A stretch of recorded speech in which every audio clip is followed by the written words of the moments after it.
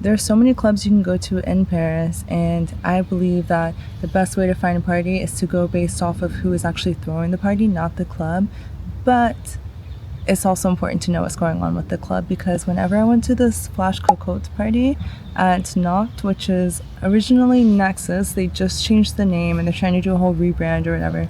And I never made it to Nexus before because the one party I wanted to go to got closed down because there were protests that day. But regardless, the first things that come off the top of my head were I really appreciate places that give you access to water without having to interact with people.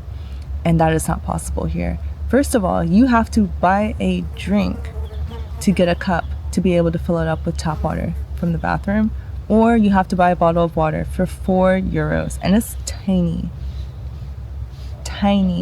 For the same price, you can get a crepe for €4. I just don't understand how they're the same price. But on top of that, for a pint of beer, which they say it's a pint, the cup that I saw did not look like a pint, but I can't prove it, was €10. €10 when it for like a €3 beer is insane.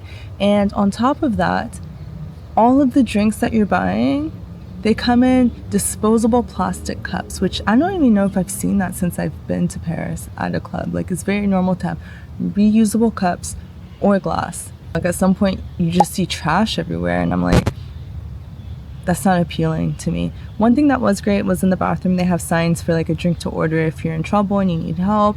Sound system was great. The lights were insane. I'm not epileptic, but at some point I was like, could have a seizure just from the lights. I had to close my eyes so much of the time, like I'm closing my eyes when the sun's setting right now. Definitely need to bring sunglasses there. And lots of seating. They had air conditioning, which was really, really exciting because we went in October. It wasn't even hot outside, and they had the air conditioning going, and I appreciated that. I appreciated that so much.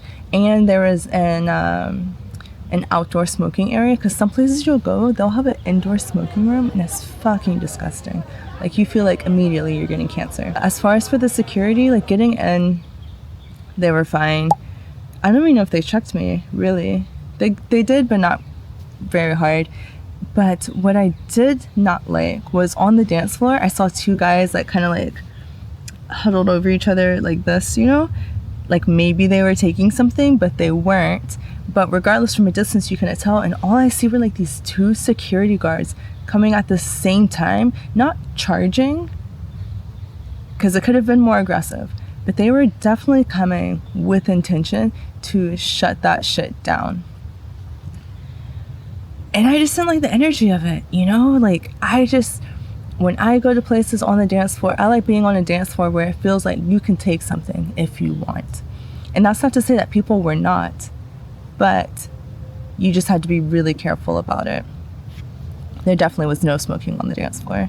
As far as for the collective who threw the party, this was my first time going with Flash Cocotte. Their description for it on Instagram is like, for the queer unicorns and aliens, they're very supportive of all kinds of people. And whenever I was looking at the flyer for the party, first of all, I got sent the flyer by my husband because he was like, we need to go see Juliana Huxtable.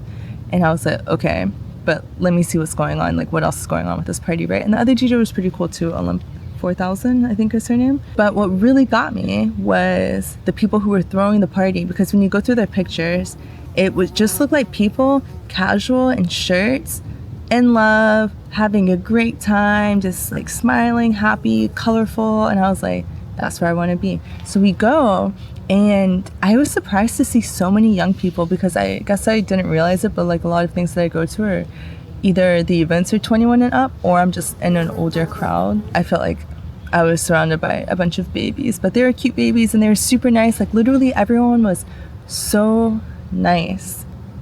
There were so many furries, so much glitter, lots of gay men. Something else that I really liked about this crowd, because the crowd makes a big difference for the party, right? So even though there were so many young people, like, no one was really on their phone.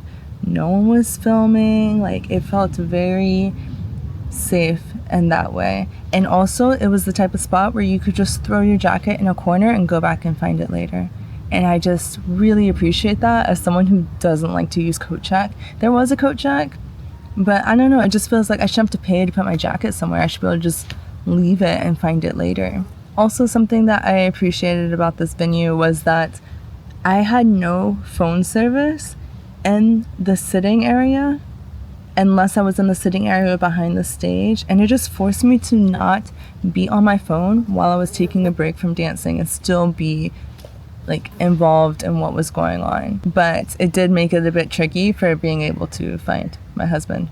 Like I would have to like go actually search for him instead of being lazy and texting him. But not really a con, just more of an observation. In the end, it was a great party. Juliana Huxtable is my first time seeing her. So what really got me was that she did an interview where she was talking about how she likes to play with 4 controllers at the same time, which is insane. Like I cannot imagine how her brain works to even be able to do that. But the sound was just like,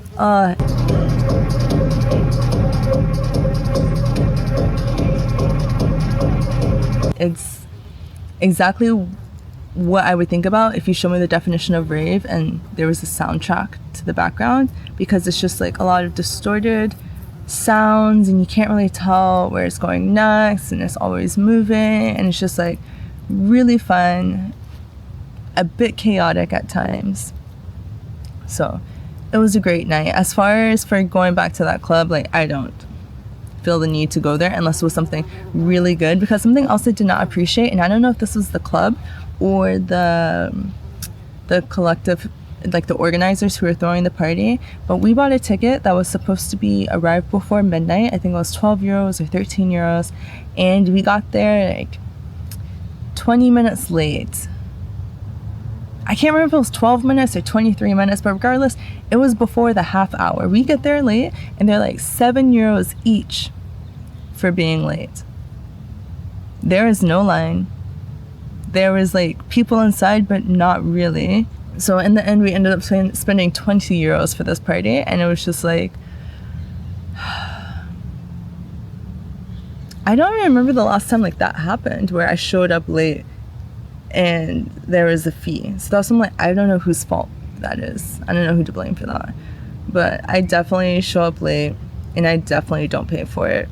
If you like going out when you travel or just having a great time dancing, if you already live in Paris, then I'm going to continue to share my rants about places that I go, parties that I go to, which I already do on TikTok, Instagram, and now here with more formal-ish style things. I'm going to try and make a playlist so you can just go and see what you want to see, and maybe it's a place that you want to go or you're thinking about going.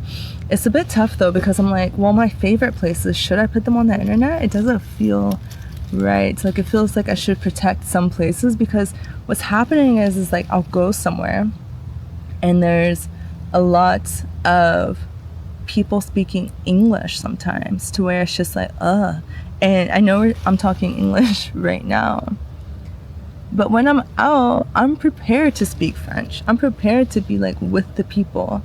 I also want to try and make more videos in French, but my French is like, it's like very baby childlike, I think, and I'm a bit self-conscious about it, but we'll see. Maybe that's like the next step in this evolution. But regardless, if you like going out, if you like good music, also if you're just interested in what it's like moving to a completely different country, then I think you'll like what else I have to say, and you can subscribe. Thanks for watching.